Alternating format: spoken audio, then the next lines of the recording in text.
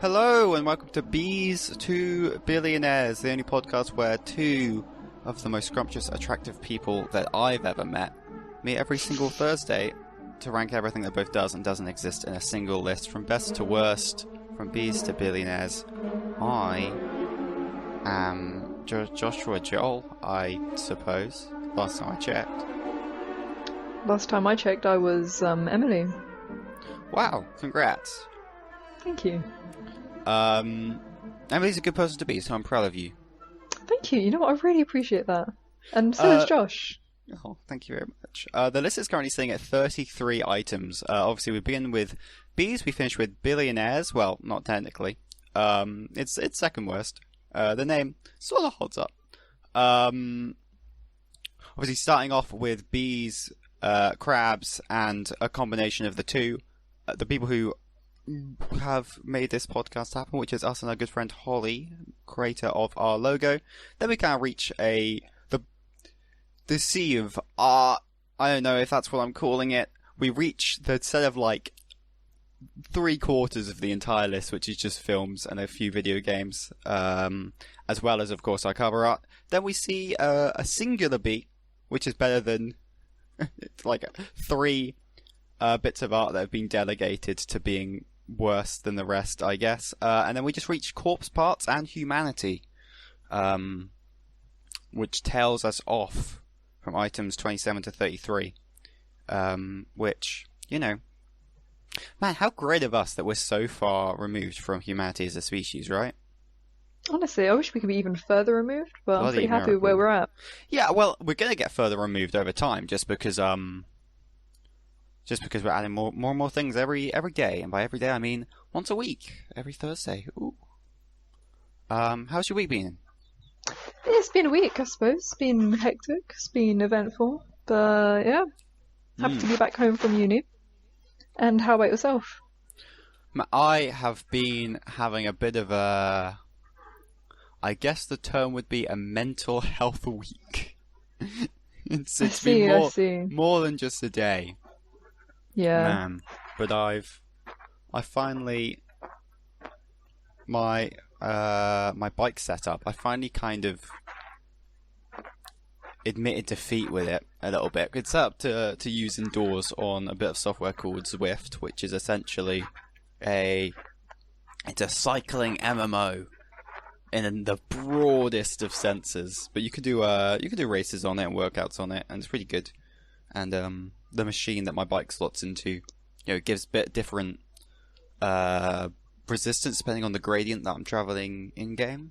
So whilst my bike isn't at an actual angle, I'm putting in the same work as I would do if I was going uphill. So I have effectively, you could argue that I've cycled up mountains, like over half a dozen times, stuff like that, stuff that I could never do just in the area I live. Don't know how much I'm wanting to dox myself, so I just. Well, we can say that we live in a very mountainless area. Yeah.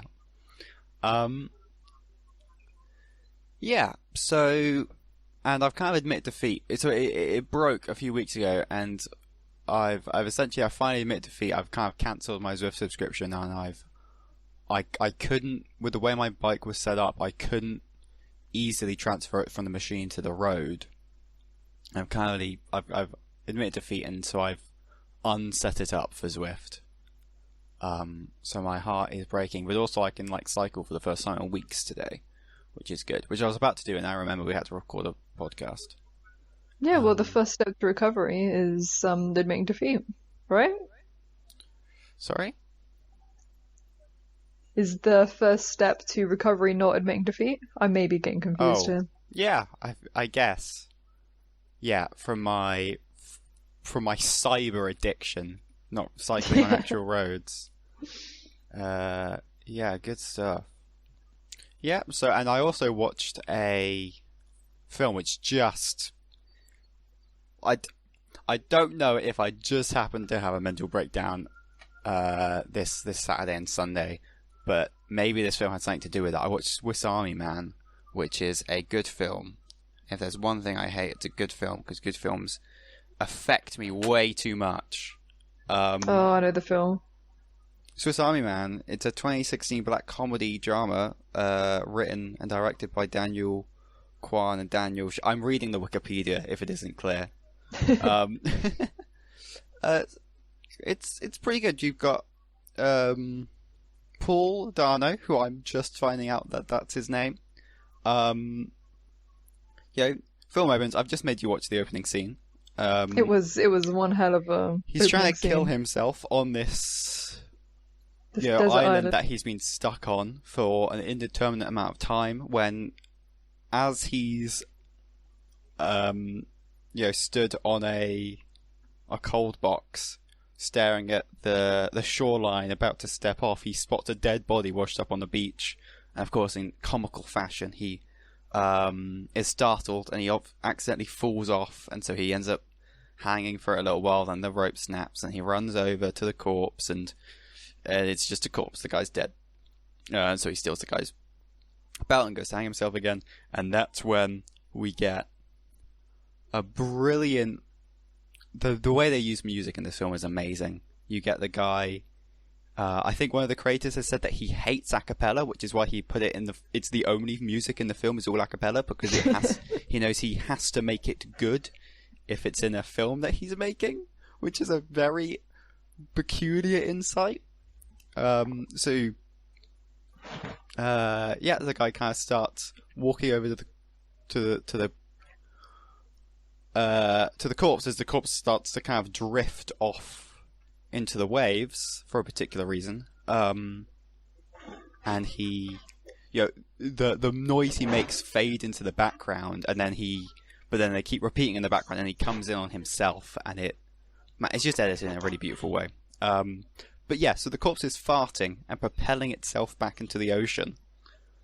And so our main character, Hank, ties himself to the corpse, played by Daniel Radcliffe, who propels himself via farts and ends up being ridden like a jet ski by the main character back to America. It's quite like that scene in the SpongeBob film with David Hasselhoff. Yes, exactly. The dramatic fight scene takes place on his calves. Yeah, man, and the film continues, and the corpse kind of starts. He doesn't come back to life, but he gets animated. In fact, it'd be more accurate to say that he's like a new being who's just been born. He doesn't recall life at all, and he's not becoming alive like a human does. He's existing as this new thing. But the way that is like a Swiss Army knife. He is the Swiss Army man. He is used... Like, his lungs fill with water at one point, so whenever Hank presses on his chest, he spurts out water, which Hank, of course, drinks, and that's how he stays hydrated as he travels across this wilderness. He's stuck in a forest for the whole film. He starts trying to teach... the corpse gets named Manny. Good name, solid name. Yeah, it's a good name. Tries to teach him about love, and so he starts basically painting this picture of like like seeing a girl on the bus and wanting to talk to her because you know that she's as lonely and isolated on this bus, not seeing the same people but not talking to anyone every single day. You know she's just as lonely as you. You know that you can make her life better. And so he makes this bus set. He dresses up as this woman called Sarah. And so, really interesting. You get lots of the scenes, which are this romance between this fictional character being played by Hank as he flirts with his corpse friend. And and they also do this, this nice thing where the shots of Manny, of course, he can't move. He's still just a corpse. He isn't coming alive in that sense. So he is being cropped up, and like you're cutting between Sarah, which is Hank in a wig, and then Hank propping up the corpse. And it's kind of slowly being like you can kind of guess throughout the film why Hank kind of ran away from his life in the first place, and Manny himself is he's very childlike. It's interesting because Manny wants to do things a certain way, and Hank keeps telling him that, like, oh no, you can't do that in civilization. You can't just go up and talk to, this fictional girl Sarah in that way. And it's kind of subtle, so he makes but him rethink. You see Manny developing, like, anxieties. Like at first he's completely unfiltered and unrestrained, but then the first time where they're on this, like, made out of, wood and random bits of trash they found in the woods, you've got the bus set, and when Manny, for the first time sees Hank in a dress and a wig and goes, oh my god, that's the prettiest woman I've ever seen, he's too nervous to go talk to her. It's like the first time he's shown doubt in the film, and it's like this weird, really interesting interactions between these characters, and kind of this fear of kind of society and stuff, and that's truly kind of represented. That's almost the climax of the film, is about the fear of society with the realization of Manny. Of course, one of his superpowers, among being a gun, cutting wood, being a water bottle, being a compass, which is his boner, by the way, that points the way. Okay. His farts. His farts are a very big thing. They save because they save Hank's life at the beginning of the film. In a way, they kind of save his own life, even though he's not alive. Halfway through, at the point at which I won't spoil that. But yeah, there's kind of this realization later on that, of course, people in society don't like farts. You don't fart in front of other people. You don't fart proudly. He realizes that the other character has, like, when he has to fart, he just holds it in or tries to do it quietly. He doesn't obviously fart in front of other people. Yeah. The realization that, like, the dumb thing that makes him special is a flaw seen by everyone, and man, I can't. It's such a weird film to explain, but I cannot express how this film just hit me. Oh. It seems like one of those films that you kind of watch it as a joke, but it actually turns out to be like a hidden gem. Yeah. It's it's good, and most of the things I want to talk about, I can't. The final arc of the film is just phenomenal, and what a movie! I even remember I brought this up because, like, I had, like, a minor mental episode partially spurred by this film. Who even knows how my brain works at this point?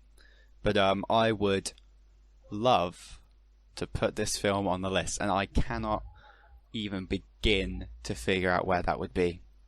Again, I haven't seen it myself, but I see the way, like, it's affected you, and I love this kind of film, so I definitely want to rank it up at the top, or fairly up there. I want to slap it right. I want to put it above. Probably a mistake even putting it on the list. Well, not a mistake. It just, I don't know if it fits with the rest of our theme, but Currency that we put up there. I want to almost put it above Currency, but I don't know if that's too brash of me. I mean, Currency is just a thing that makes things, like, better, but it doesn't make people happy necessarily. Yeah, and if a film makes you feel good, it deserves to be better than that. Art's more important than everything else. Yeah, exactly. Above Currency? Yeah, let's do it. Briefly considered where it relates to us and Holly, but we can put it below us. Yeah, sure. Jeez, so wonderful. Boom. Anything you wanted to talk about this week? That's it. That's my. That's, like, the only thing I wanted to talk about coming into this. So I'm already out of ideas. Yeah, I mean, we don't have to rank it, but just talking about that film reminds me, I don't know if you've seen or heard of it, but there's a film called The Secret Life of Walter Mitty. Oh, you know what? I once went to like Nando's with my youth group, and whilst I was out, the rest of my family got like a takeaway or something and rented that film. Yeah. I had it rented for like 48 hours because it was through our BT box. Yes. And I was like, oh wow, I gotta watch that film, and I forgot to. I felt bad. I never saw. Oh, so you haven't seen had it? access to it for a whole 48 hours. Oh, you could watch that a good few times during that. Yeah. But no, I don't know. The way you speak about Swiss Army Man kind of reminds me about how like that film made me feel. It's about a guy who daydreams. Like, yeah, I mean, it's such a all day. plain, boring plot. Like, no, he works for a magazine company and he's lost the photo that they want to make the cover of their last ever magazine. So then he daydreams as he's traveling around the world to find the photographer who sent it to him. And it's not, the plot isn't all that, but it's just, I don't know, it's happy. It's like heartwarming. Yeah. I don't know, I love those kind of films. And it's a remake of, I've just been Googling it. It's a remake of a 1947 film. Oh, interesting. I have to watch that as well then. Or maybe it's not. Maybe it's just got the same. This film said that a clumsy daydreamer gets caught up in a sinister conspiracy, and he lives with his overbearing mother, and he has a fiance. Maybe not then. Okay, so it's only a film with similar themes, maybe. Yeah. But yeah, maybe we don't have to rank that one. I just felt like mentioning it. Well, you can. I definitely wouldn't put it as high as Swiss Army Man. Mm-hmm. I mean, I don't. Yeah, obviously, yeah, I have no thoughts on it, but. I think. I mean, how does it feel? Okay, how does it compare to Kung Fu Panda, which is kind of like the gold standard of a good film? Yeah, I want to say it's better than Kung Fu Panda. I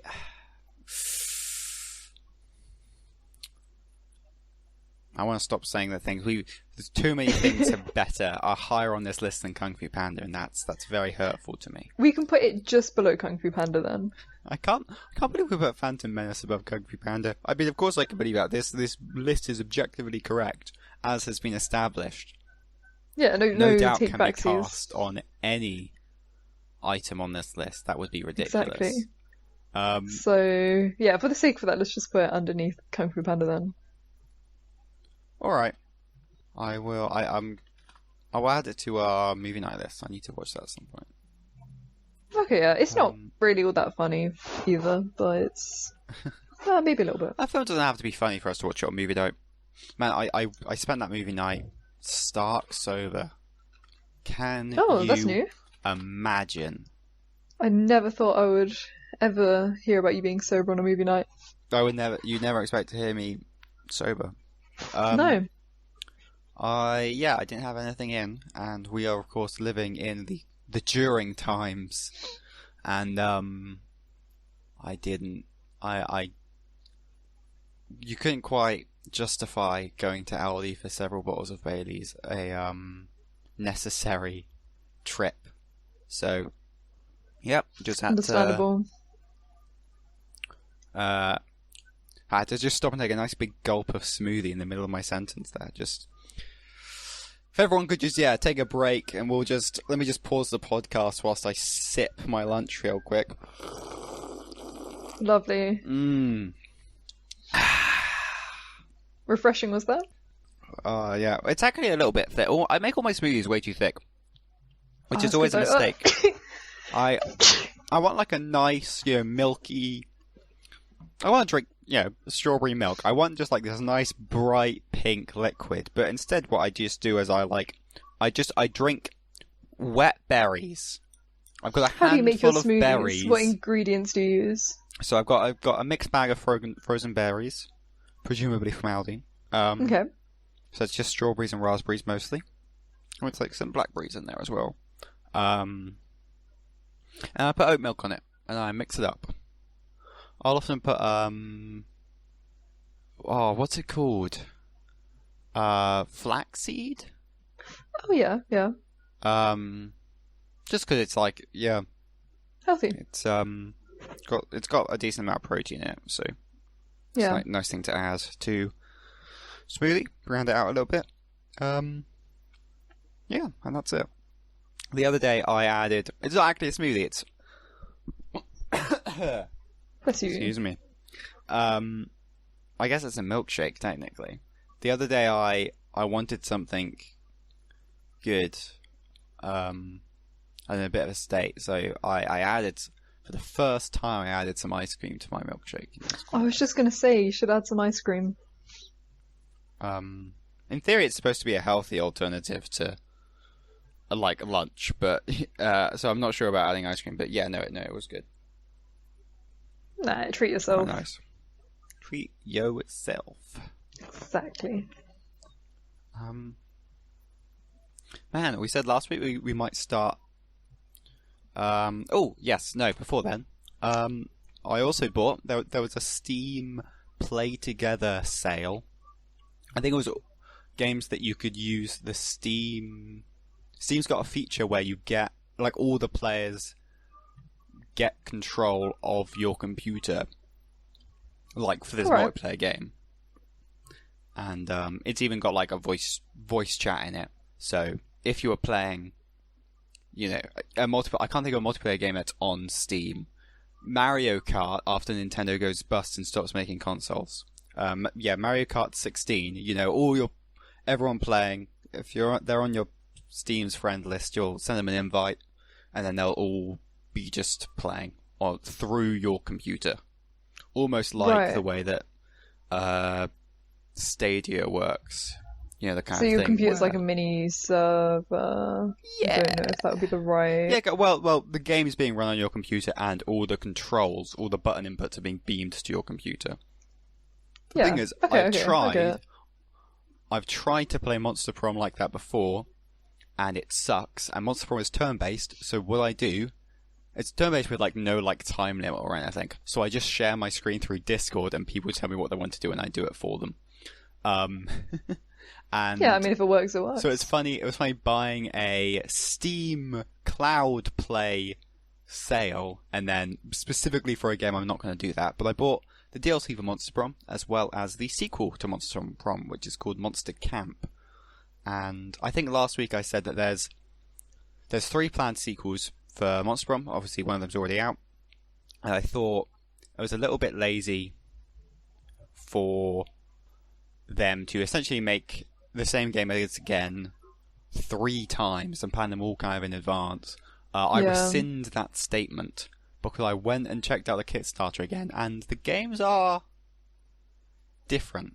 They've left the more different ones a little bit later. Is it still the same turn-based kind of story game? Monster Camp is pretty much the same game. What are the differences? Instead of having... So there's no money stat. Money no longer exists. Oh, good. It's what we want in this not political podcast. No, we rank currency up high. We're not against currency. Yeah. And we're also not supposed to be that political. I think we had a discussion where we said let's not talk about political things, and I don't even have very well developed thoughts on my own political beliefs, and yet I made it. No, neither. But I think currency is essentially so where far. it can not be. Yeah.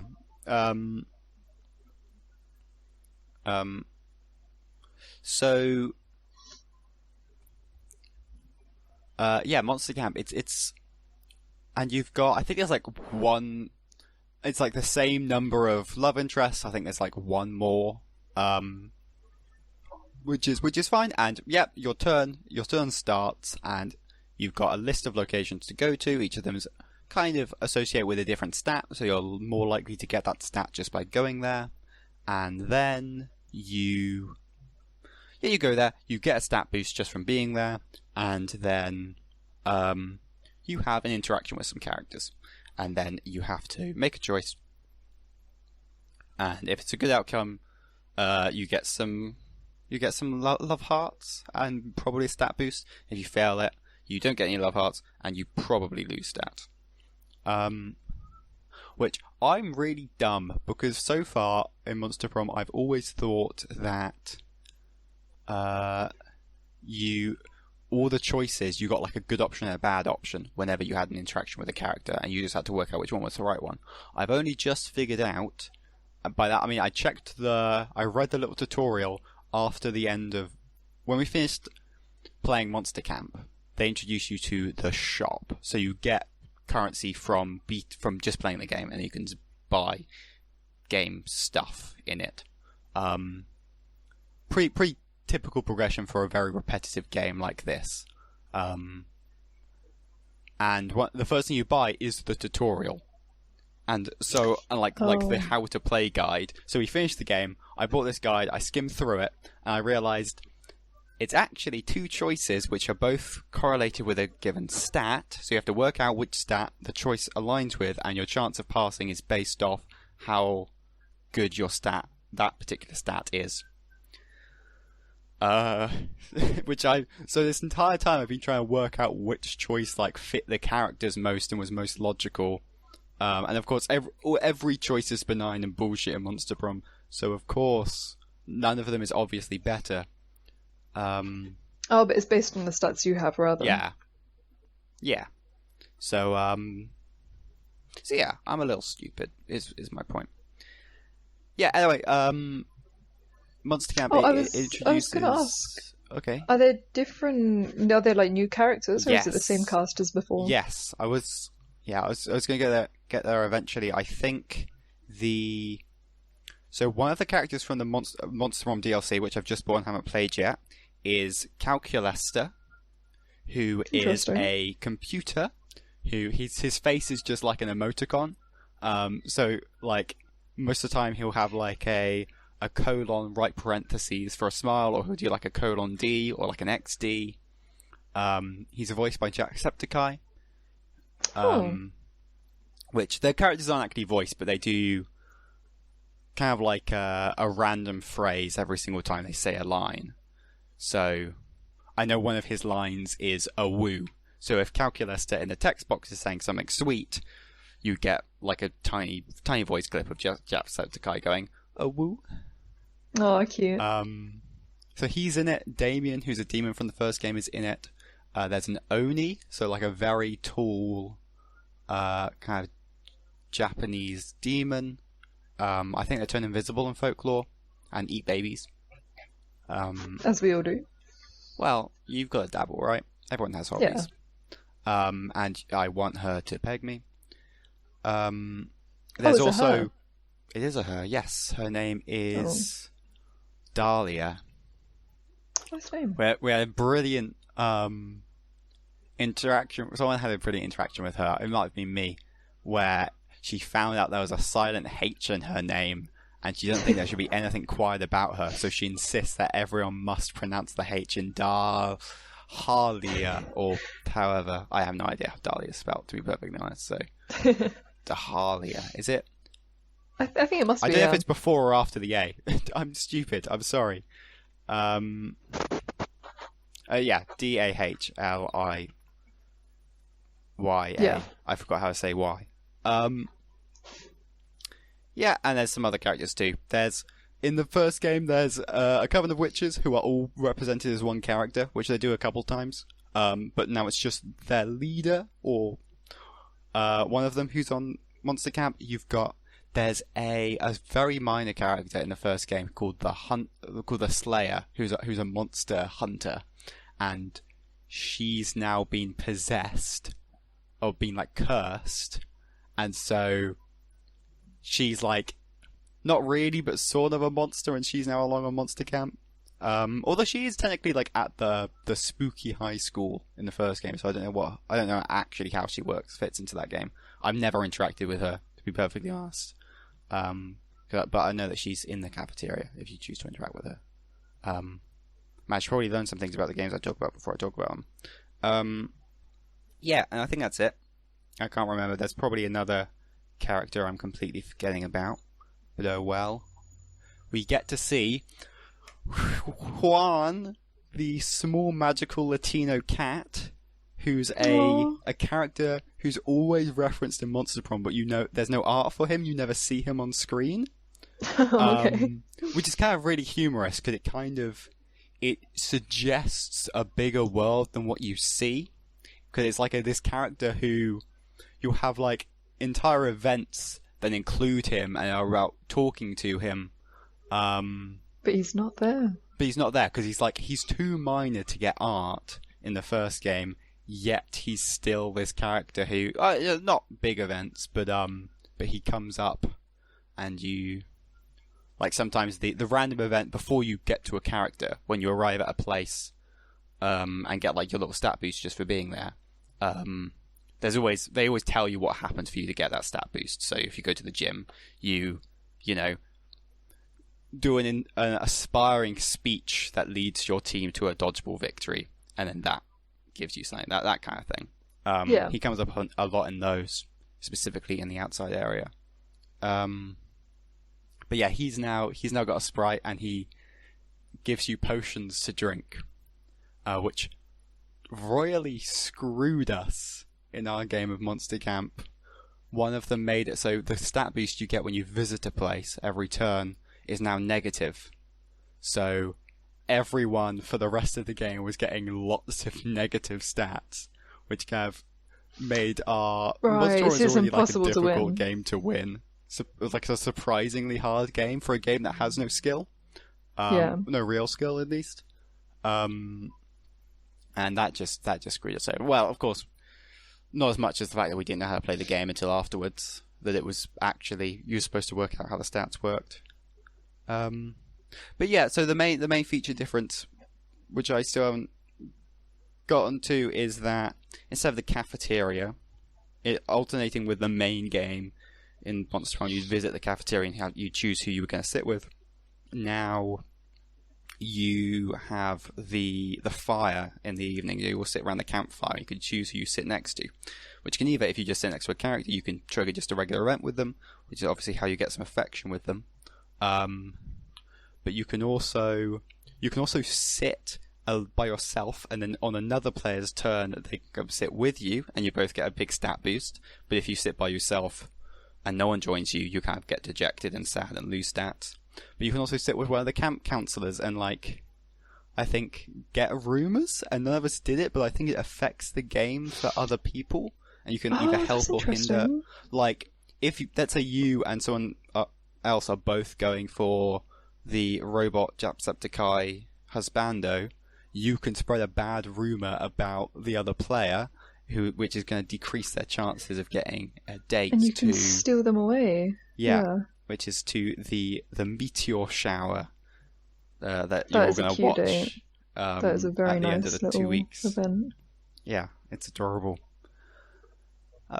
So yeah, that's the video game. The next game they've planned is it's going to be a winter retreat, and two of the love interests from the first game are basically engaging in gang warfare. Okay. And so instead of being about dating, I think maybe you're either gathering stats for like the big fight at the end, or you're trying to turn people to your side. It's something like that. But that sounds amazing. Really interesting to see what form that takes. The tiny, very early days kind of sneak peek trailer footage they showed of the fight, which was just an artistic representation, it wasn't even game footage, it made it look almost like a Fire Emblem type thing.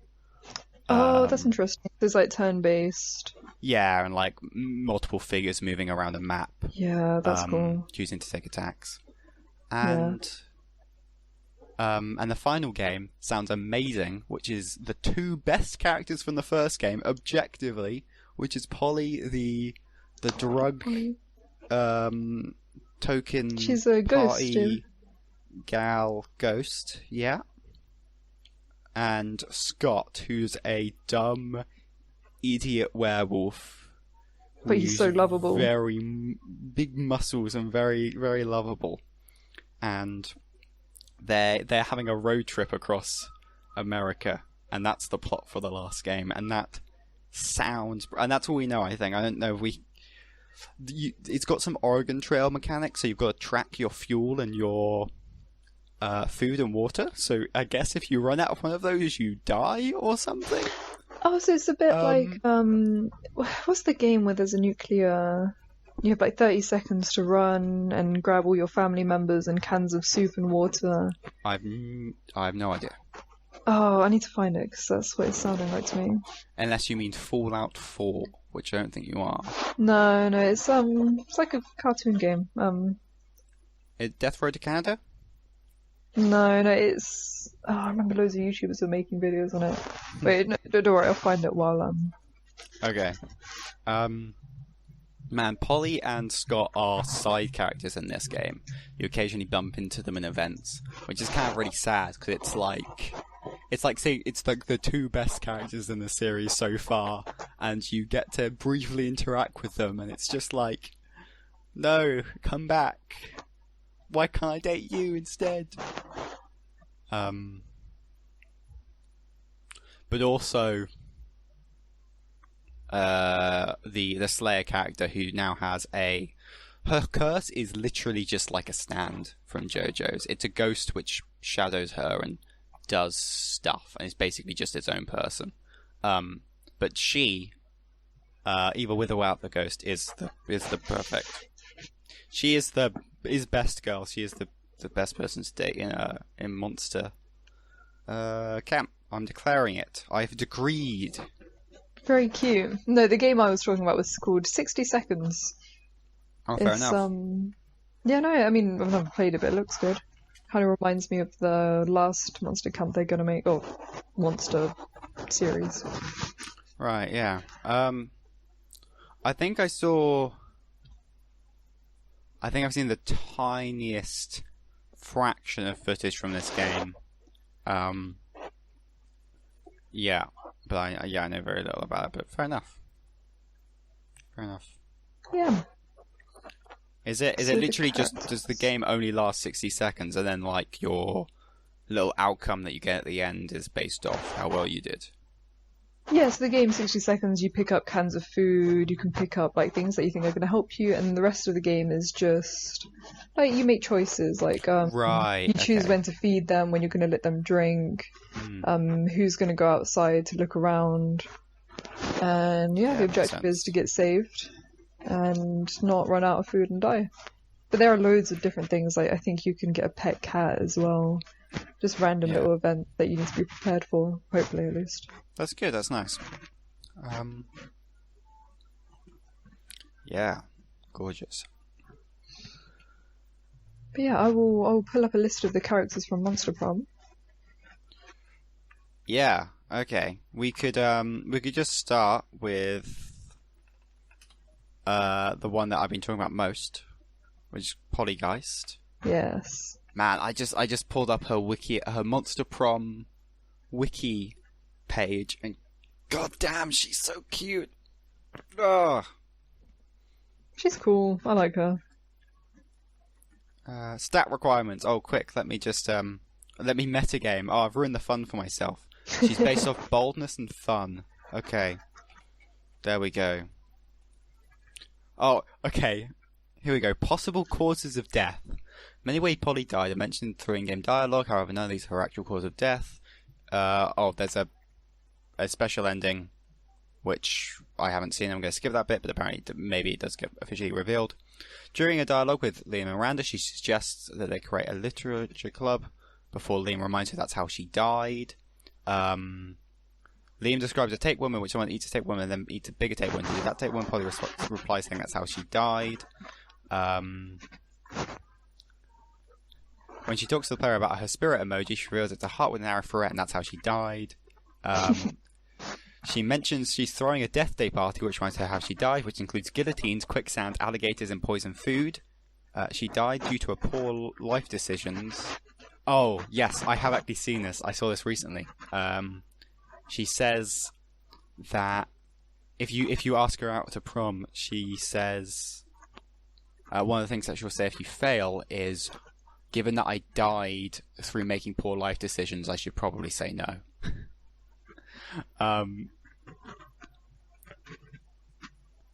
Being It's a bit of a harsh rejection. Oh, this game is very brutal when you lose. It's actually gut-wrenching. I think. I don't know if I mentioned it here, but yeah, one of them is, it doesn't matter, you didn't get a date to Monster Prom, you get a nice job, you went to university, eventually you meet this nice sweet girl named Ash, you get married, you're married for 13 happy years, you've got a couple young kids, and one day you're snuggled together under a beautiful starlit sky, and she mentions, oh, you went to a spooky high school, right? How was prom?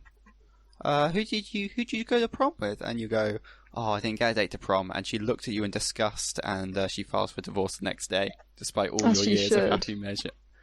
And it's quite wonderful. Apparently,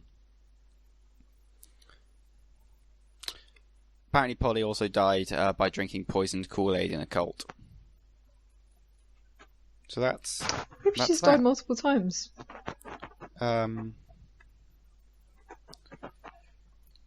Dude, I love her.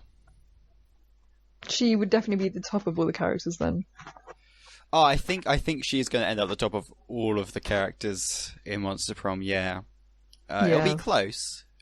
The Slayer in the I think her name's actually like Avira. I've forgotten her actual name, but the Slayer's quite high up there. The Slayer? Yeah, the girl who gets cursed. So she's a kind of an antagonistic figure in the first game, but she gets cursed and becomes just but she's not one of the dateable ones. Yeah, but then she becomes dateable in the second game. Oh, okay, yeah, no, I don't remember that one. I was actually, like I said, stark sober for our game on Monster Camp, and it went on forever. And I mean, I feel like I enjoyed myself as much as I should have, and so I don't want to review it just yet. I feel like it's something that needs to be come back to after another play, but we can put Poltergeist on the list. Yeah, definitely. She of course is a person, and most people so far, it's only been 3 people on the list, but we're all very high up. We're both in the top 5. Should we specify that she's fictional, or? Yeah, but we're treating her not as a character in a narrative. We're treating her as a person, I think, for this. Yeah, cool. Like, because this is like all things. You know, if aliens came down and they said we're going to kill Po from Kung Fu Panda, but we're gonna reassemble his atoms into the ghost from Monster Prom. Obviously, you look at the list and you say, is this a good or bad thing? Obviously, the answer is going to be it's a good thing. So, man, I want to say, I want to put maybe Undercurrency above all the films, apart from Swiss Army Man. Yeah, that's valid. Okay, cool. That's almost a bad precedent to set, because, like, there's most people I like less than I like this one fictional character. So I've said that she's. Oh well, who cares? That is brilliant. Okay, and what do we have? So I don't remember all the names, but I know Scott is the werewolf, and he's cool. I like him, but I'm not sure if I like him as much as the mermaid girl. Yeah, so I'm looking at I clicked on love interest and there's way too many characters on this page. Why is? I guess there are side characters that I didn't know were dateable in some way, because I went into the love interest category on Monster Prom's wiki and the interdimensional prince came up. Unless they're doing that preemptively for like the third game or something. Oh yes, okay, yeah. There's a secret ending in which you can date him. Spoilers. So okay, you mentioned Scott and Miranda, the mermaid. So that's yes, Miranda. Let's go over those. So yes. So Scott Howe, 21, a werewolf athlete who compensated for his rather small brain with a stupidly huge heart, and Miranda Vanderbilt, 19, a sweet mermaid princess who is as cute as she is genocidal. Not a fan of the genocide, but I think she's. I like her as a character. It resonates through this podcast to the point that it's in the title. The 1% are low ranking on the list. Oh, and she is rich. She's royalty, isn't she? She is royalty. She does hate her serfs. Oh, it's true, but she looks cool. She is very cute though, and so we have to weigh it up. Yeah. You know, of course, maybe that's the gambit, of course, of Monster Prom, is to slide up with Miranda, and then you can change her establishment from the inside by becoming prince and or princess of the fish people's trade. Yeah, I'll rank her high on the basis that she can change, she can become good. We're just making allowances for cute fictional characters. Where are you thinking? Okay, let me go back to. Okay. I suppose definitely not as high as Poltergeist. Okay. But okay, it has to be around Monster Prom then. So.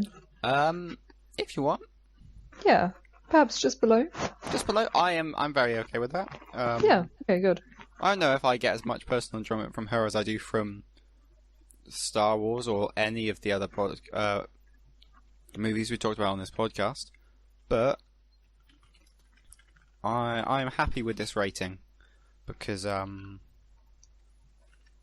yeah, sure, cute Cool. fish people are more important than movies. And I messed up the entire list with the Excel autocomplete again. What is wrong with that?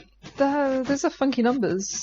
It's okay, so 1, 2, 3, 4, 5, 6, 7, 8, 9, 10, 11. I've selected those and told it to continue that pattern, and all of the numbers following, they're all correct if you go to 0 decimal places. However, if you do, they go like 9 decimal places in. There we go. I fixed it. Yay. Those are some brilliant Excel skills. Thank you. Exactly, Google Sheets, you swine. It's essentially the same. It is. Yeah. Okay. So. Okay, and Scott, where do we think Scott should go? Trivia. Oh. Scott is a mascot of his own Japanese snack line, Scott Snacks. In the game, if he is tempted by a treat or a reward, he can do almost everything. This includes becoming incredibly intelligent. He's shown to be smarter when he's blackout drunk. He is named after the protagonist of the movie Teen Wolf, Scott Howard. As shown in a gym event, Scott has several baby brothers referred to as pups. He's a Cancer. He's allergic to both silver and chocolate, though he still eats chocolate all the time.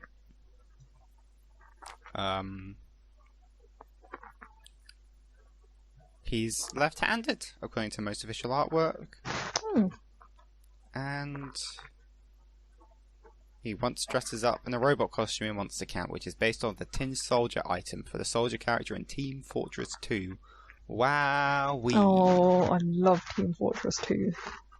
I have never played it. I played It's it like good. once. Good I'm stuff, really good not stuff. into shooty games. Yeah, you know me neither, but something about TF2, I'd play for like several hours at a time, then never again for a few months, and then for a couple of days straight, and Playing then a crap ton of Rocket League recently, actually. Which is neither here nor there. Just thought I'd toss that into the ring. yeah, is it any good? That's the little The game with the cars and ball. car football game. Yeah. Yeah. Yeah, me, Sajad, and Luke have been playing lots of it, and we've been playing I've gotten really into the alternate game modes. I think before I wasn't really, even though I achieved nothing by playing a game on competitive. Sorry, I'm unmotivated to play casual, but they've stopped the fun alternate game modes from being exclusively casual to being exclusively competitive. They didn't think to put them in both categories for some reason. So we've been playing a lot of those, and man, I love it.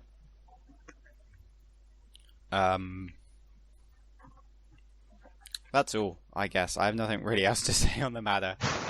You want to rank it, or it's a good game. Maybe we'll talk about it more in depth at some point. Maybe we'll do that. Okay.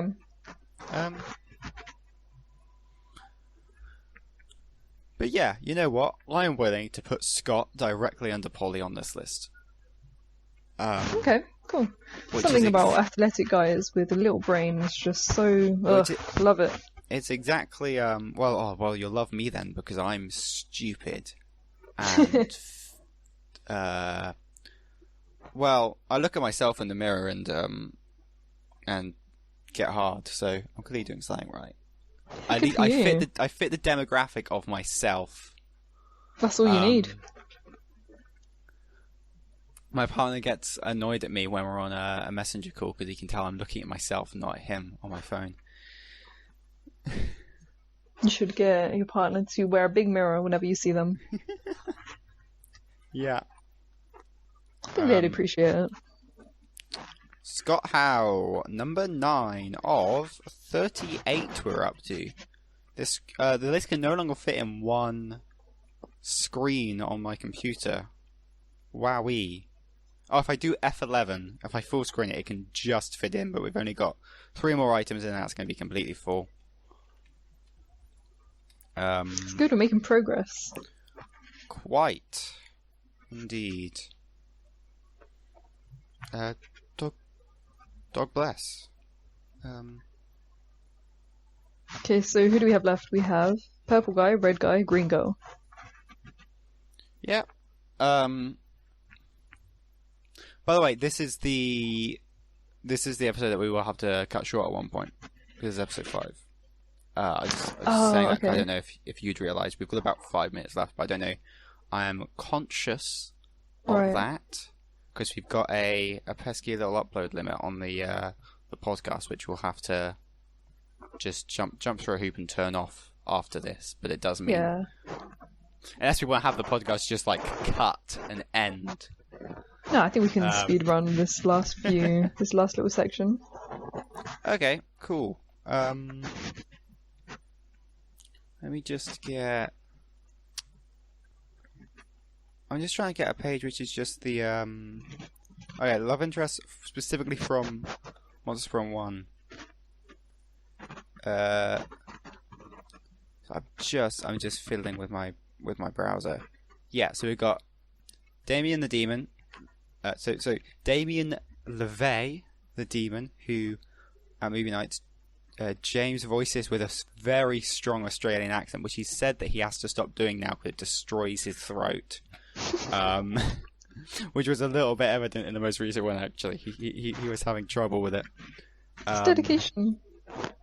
But it's weird because my love of these characters is based fully off how well they're voiced, to be perfectly honest. Apart from Polly, I guess. I think Polly's the only character that I've tried to date when someone's voicing them really awfully.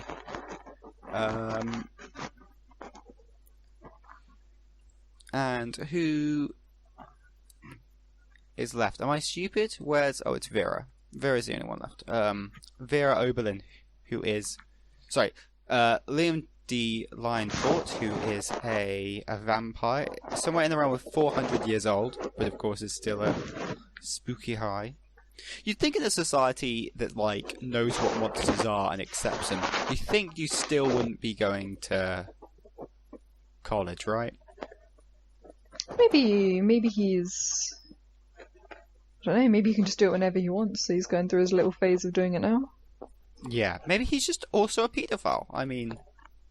Yes, there's a chance, yeah. There's a good chance that at the end of the game he is going to prom with a, person in their late teens. Yeah. And there's Vera Oberlin, who is a Gorgon. I'll actually read out their intro text from the beginning of Monster Prom. So, Demon LeVay, a fearless demon with a taste for destruction and a love of fire. Liam de Lioncourt, a hipster vampire whose standoffish demeanour hid that he was truly a lovable dork. And Vera Oberlin, a mean self-made Gorgon with a merciless sense of business.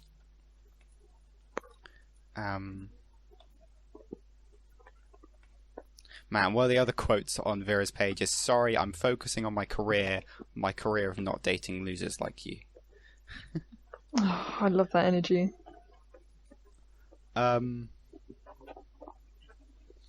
Man, so I should also mention that Liam is... I hate Liam. Liam's a hipster who... there's lots of...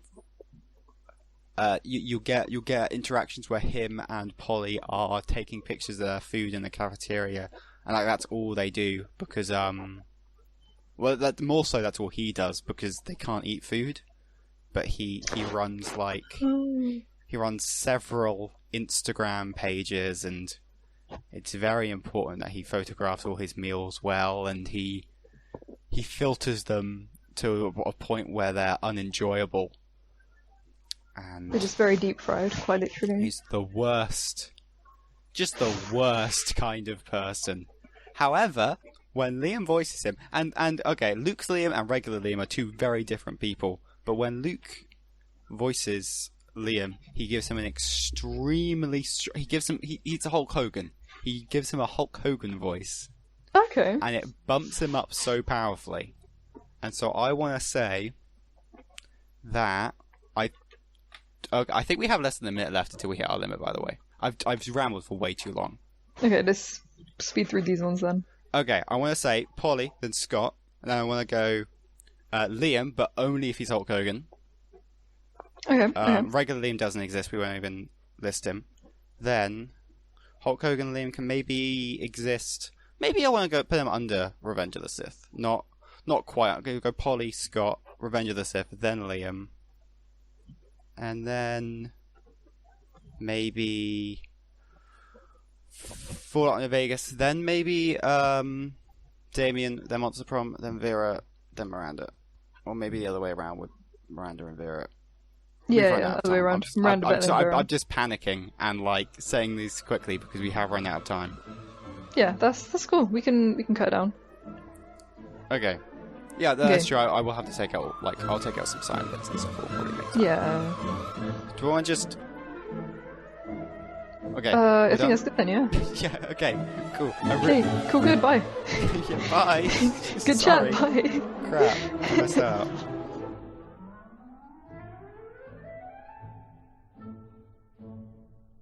Oh, I did it again. I didn't press the right...